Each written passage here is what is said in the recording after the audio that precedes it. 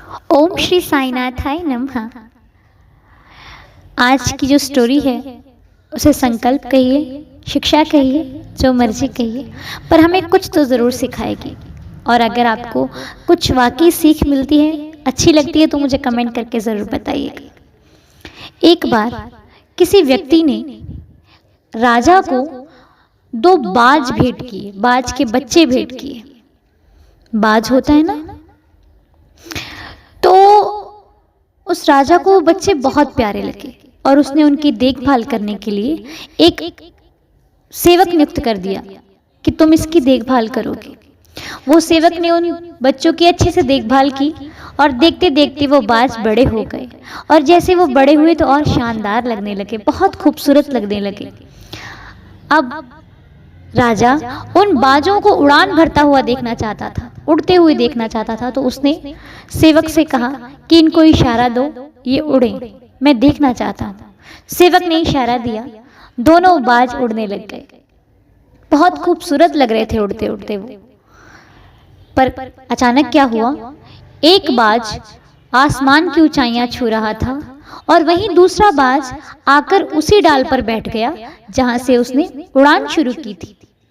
राजा को यह देखकर बहुत अजीब लगा कि एक बाज ऊंचाइयां छू रहा है और दूसरा बाज नीचे आकर बैठ गया, ऐसा क्यों?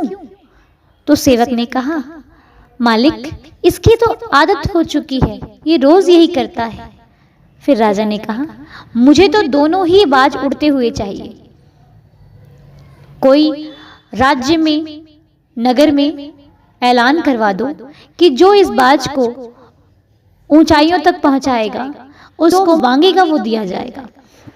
नगर में ढिंडोरा पिटवा दिया गया कि जो मांगेगा वो मिलेगा, लेकिन बाज उड़ना चाहिए। पर ये काम कोई ना कर पाया।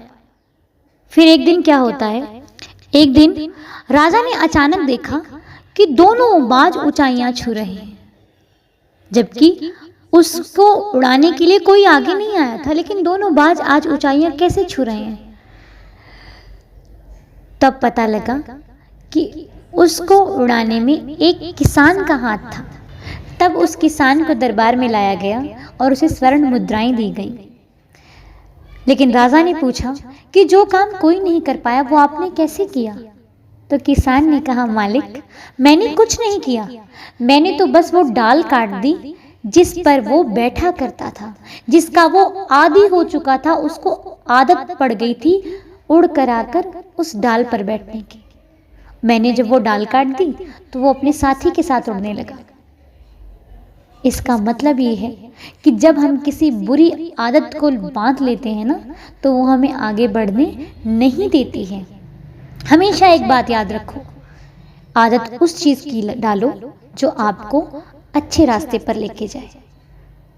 किसी की चीज, मतलब किसी के पीछे इतने अंधे ना हो जाओ कि आपको अच्छे और बुरा ना दिखाई दे। आपको कौन अच्छी तरफ लेकर जा रहा है और कौन बुरी तरफ लेकर जा रहा है, ये हमें देखना बहुत जरूरी है। आज की स्टोरी आपको जरूर कुछ ना कुछ सिखाएगी, ध्यान से सुनना। मगर मुझसे कोई गलती हो गई हो तो माफ करना, लेकिन हमेशा एक बात याद रखो, किसी के पीछे वक्त तभी बर्बाद करो जब वो भी इंसान आपके लिए कुछ कर सकता हो, जब वो इंसान आपको दो पल दे सकता हो। वरना जिंदगी बहुत खूबसूरत है, इसको जीना सीखिए। किसी के पीछे अपनी आंखों में आंसू यूं ना लाया करो। अगर वो इंसान आपकी कद्र करता होगा तो वो आपकी आंखों में कभी आंसू नहीं आने देगा। और जो लोग कहते हैं कि उसने मुझे छोड़कर दूसरी चीज़ को अपना लिया, तो एक बात याद रखो, अगर आपने अच्छी सच्चाई से रिश्ता निभाया है तो जो आपका नहीं हुआ वो किसी का नहीं होगा। ओम साईं राम, जय साईं राम।